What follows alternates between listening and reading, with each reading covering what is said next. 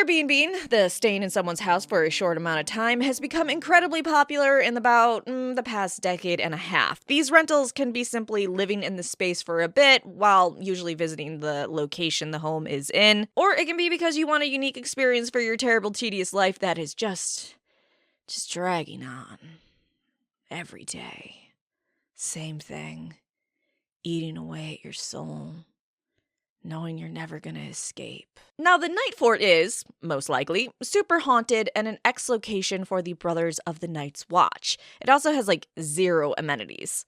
So I ask you, would you Airbnb there for a week? Let's see. Okay, let me talk a little bit about the Nightfort, and then you can tell me if you'd want to Airbnb in here for a week. So I will say that of the 9 strongholds built by the Night's Watch, the Nightfort is my favorite. It's the greatest and oldest. And over the centuries, the castle was expanded on many times to the point where the original structure can't even be seen except for in the deepest vaults that were chiseled out of the rock beneath the castle's feet. So it has a lot of history. It's the oldest stronghold, and I think it just looks neat. Also, it has a shit ton of liability. Did you know how every castle has steps leading up to the wall so they can, look out over and take a gander? These mad fuckers at the Nightfort didn't use wood, stone, or long ramps of earth and gravel. No, you know what they thought?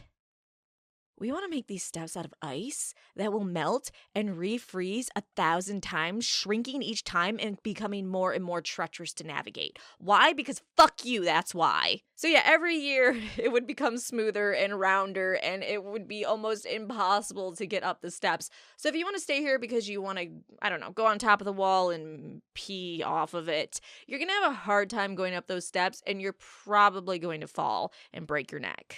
Now, the Night's Watch did abandon this castle about 200 years ago. When they left, they basically took everything they could use, and then they lowered the gate, they put chains on it, and they packed the tunnel with stone and rubble and froze it together just to make sure people couldn't get in, though of course we know people could get into it. Because it's been in disrepair for so long, even Stannis, when he talks about ruling from it, they're like, hey, it's going to take half a year even to make this place livable. So I don't know why you want to Airbnb in some place that's not even currently livable. But maybe you're just one of those rugged campers or something. I don't know. I don't know you. There is a lot of fun stuff to see there. Unfortunately, it's all just not doing well. There is a dungeon, and the cells could hold up to 500 captives. So if you're into dungeons and stuff, and where people were probably kept and tortured and murdered and now haunt the place, this could be a fun location for you. But everything else, like the library, the shelves and bins, and all the books are gone.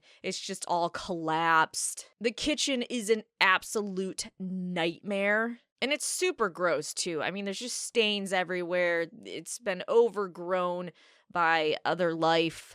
And so you're not really going to have a kitchen to cook in, per se. You could try, but it would be really difficult, and you're likely going to get some bacterial infections or, some sort of disease. So yeah, I would say in general, the disrepair of this castle would make it really hard to want to Airbnb in it, just because you really don't have any amenities at all, and you're going to be stuck out in the cold for the most part, and you can't even really get on top of the wall.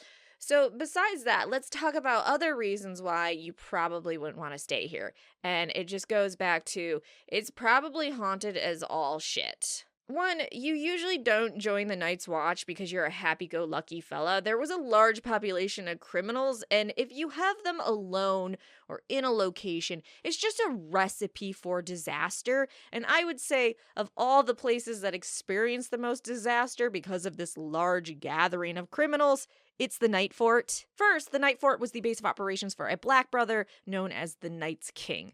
He took an other for a lover and then ruled as king and queen, and they committed terrible atrocities during the rule, including human sacrifice. He even used magic to enslave the other sworn black brothers to his side. His reign was so evil that when he was defeated, they struck his name for the records. There's no recording of what his name was because this guy was so fucked up. So he most likely left a ghost or two haunting this place. There's also the story of the rat cook. This is where a cook from the Night's Watch fed a visiting Andal king his own son in a pie.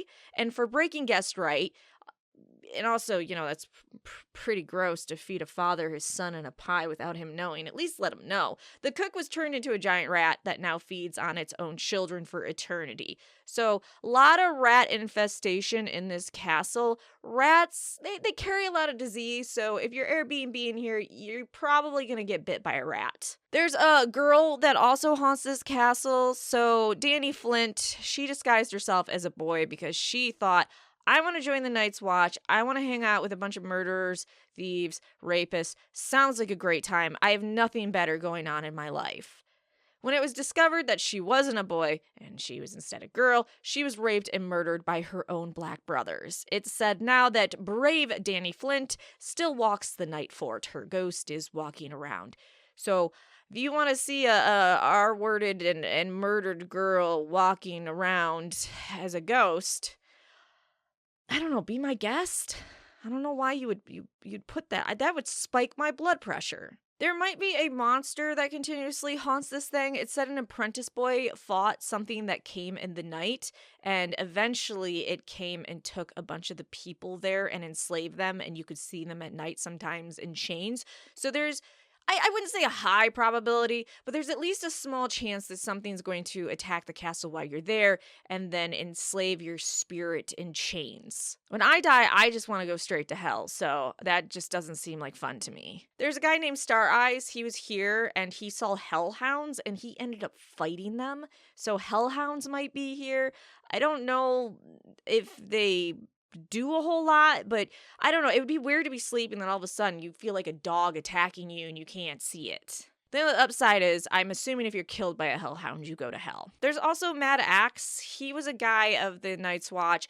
He just kind of went nuts one day. He got an axe, he took off his shoes, he started walking down the hall and butchering his fellow sworn brothers. So probably, I would guess a handful of murdered sworn brothers are just chilling around in these halls. If not just like making your life a living hell, maybe just they're annoying because they're going around, woo, and you're like, bitch, I just need 2 hours of fucking sleep. So yeah, I don't know. Raped little girls, cursed cooks, hellhounds, and things in the night. A horrific history of sacrifices. I just don't know why you would want to Airbnb here for a week, but you can let me know. So subscribe, and let me know if you would Airbnb in the Nightfort for a week. What do you think's gonna kill you in the end? I'm guessing the hellhounds for me, but I wouldn't put it past my ungraceful ass slipping up the ice steps and breaking my neck. Which I guess that would be a pretty funny death. But yeah, let me know.